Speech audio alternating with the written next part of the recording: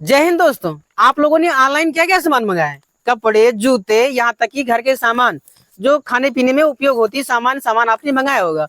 लेकिन यहाँ तक कि कुछ लोग जो है ऑनलाइन जो उपले होते हैं, कंडे होते हैं, गोबर के कंडे होते हैं, उसको ऑनलाइन मंगा रहे हैं। मैंने एक वेबसाइट पे जाकर के देखा तो मेरी जो आंखें हैं वो खुली की खुली रह गई। मैं आश्चर्यचकित हो गया।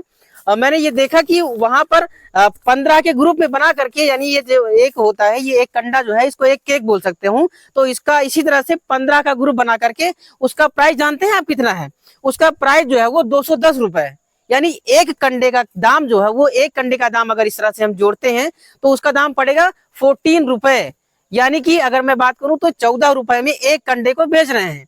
अब अगर इतनी इंपॉर्टेंस है, लोग इसको खरीद रहे हैं, तो इसके बारे में हम थोड़ा बहुत जान लेते हैं कि इस कंडे का हमारे इकोनॉमी में, हमारे समाज में क्या योगदान है। इससे प्राप्त होने वाला जो ऊर्जा होता है वो क्या क्या होता है, कैसे कैसे क्षेत्रों में इसका उपयोग किया जाता है, रीजनल क्षेत्रों में कैसे करते हैं, और इसका अन्य क्षेत्र में अगर देखें आर्थिक रूप से तो कितना योगदान है। देखिए, ऊर्जा जो होती है किसी भी देश की एक अमूल धरोहर होती है, जिसके पास, जिस देश के पास जितनी ऊर्जा होती है अमाउंट में, वो देश उतना अमीर और उतना शक्तिशाली माना जाता है। देखिए, ऊर्जा दो प्रकार की होती है। अगर हम इसको कैटेगराइज करें, इसको हम इस विषय पर भी आएंगे, लेकिन हम थोड़ा सा इसके बारे में बता देते हैं कि हमारे देश में ऊर्जा की पूर्ति कैसे होती है। देखिए, ऊर्जा दो प्रकार की होती है जिससे पूर्ति की जाती है, एक व्यापारिक ऊर्जा और एक गैर व्यापारिक ऊर्जा। तो व्यापारिक ऊर्जा में तेल हुआ, आणविक शक्ति हुई या पेट्रोलियम हुआ, ये प्रकार की ये जो होती है वो आपका व्यापारिक ऊर्जा स्रोत में आ जाते हैं।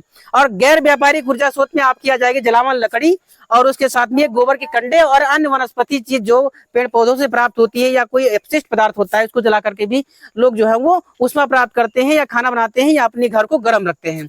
तो हमारा जो मेन उद्देश्य है वो आज हम बताना है कि जो उपला होता है, ये कंडा होता है, उसका हमारे आर्थिक क्षेत्र में कितना योगदान है, यानी इससे ऊर्जा कितनी मात्रा में प्राप्त होती है। 2009 का डेटा अगर हम देखते हैं तो व्यापारिक क्षेत्र में जो ऊर्जा हमको प्राप्त होती है वो होता है 91.63% इसके अमाउंट है।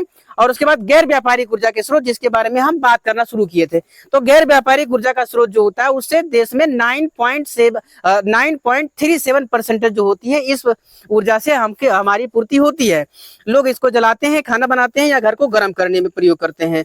अब हम बात करते हैं कि गैर व्यापारिक ऊर्जा के जो स्रोत होते हैं, उसमें से कंडा, लकड़ी, जलावनी लकड़ी और अन्य वनस्पति चीजें जो होती हैं, उनका कितना परसेंटेज है, कितना कितना योगदान है, इस कंडे का कितना योगदान है हमारे ऊर्जा की पूर्ति के रूप में।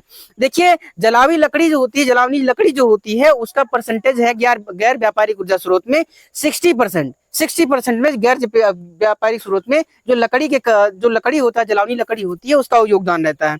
अब हम बात करते हैं इस कंडे की। इस कंडे का क्या योगदान है हमारे ऊर्जा के प्राप्ति के लिए। देखिए, गोबर के कंडे जो होते हैं उनका योगदान है 30%, यानी 30% हमारे भारत की जो ऊर्जा होती है, अर्थात जो ऊष्मा प्राप्त की जाती है, उससे एनर्जी प्राप्त की जाती है, या खाना बनाने में या घर को गर्म करने में, तो इस कंडे का योगदान रहता है उसमें 30%। और बाकी का जो बच जाता है वो वनस्पति, यानी जो पत्तियां हैं या अन्य वनस्पति पड़ी हुई होती हैं, सड़ी गली चीजें, उसको जला करके लोग प्रयोग में लाते हैं।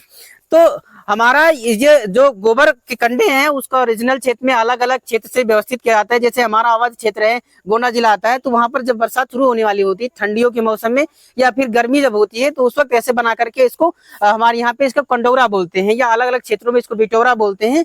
कुछ क्षेत्रों में अलग अलग इसको व्यवस्थित करके रख दिया था, ताकि जब हमें बरसात के महीने में उष्मा की आवश्यकता हो जाए तो उसकी पूर्ति कर सके हम लोग, और धीरे धीरे करके इसको खत्म करते हैं, ताकि अगले जब सीजन, जब बरसात बीत जाता है, तो फिर से इसको बनाते हैं। देखिए, अलग अलग, जैसे बिहार में हुआ, इसको अलग बाजार से बनाते हैं, कहीं कहीं क्षेत्रों में इसको खड़ा करके बनाते हैं, किसी में लकड़ी लगा करके बनाते हैं, तो अलग अलग क्षेत्रों में इसको बना करके इसको व्यवस्थित रूप से रखते हैं। हम जब इसको देखे ऑनलाइन व्यवस्था में कि इसकी इंपॉर्टेंस इतना है, तो मैंने सोचा कि इसके बारे में कुछ ना कुछ जानकारी आपको दे दिया जाए। धन्यवाद।